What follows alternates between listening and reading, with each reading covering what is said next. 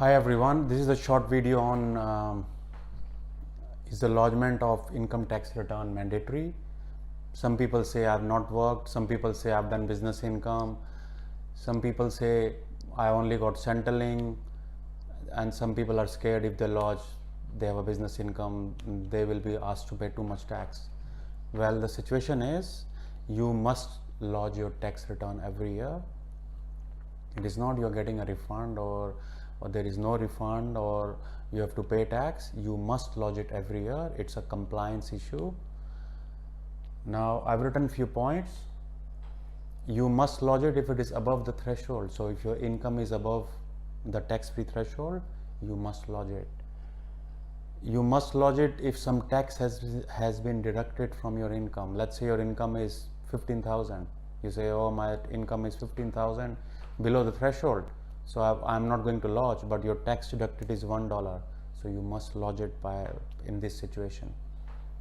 What happens if you do not lodge? If you do not lodge, ATO can do lodgement by itself. It's called after 1 or 2 years, you will get a letter from tax office that we have lodged your tax, something like that, and we have this income in our records, this is our assessment, this is the tax you have to pay.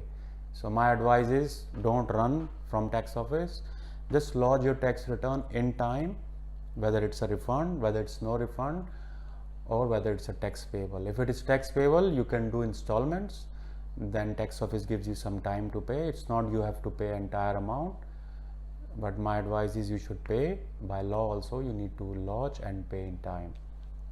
Now if you do not lodge, then they will do default assessment number 1, and they put you very heavy penalty on the tax amount. There is also penalty of $850. That's the minimum penalty if you do not lodge your tax return in time. This is the minimum penalty. If you are a business and you have to pay higher tax or you have non-compliance issues, then they are going to charge you very high penalty. The most serious risk is the prosecution. You can be prosecuted also if you do not lodge your tax return in time. All right. Now, what if your income is below the threshold? Let's say your income is only 5,000 from Centrelink, or you only got 6,000 from interest, or you did not work at all.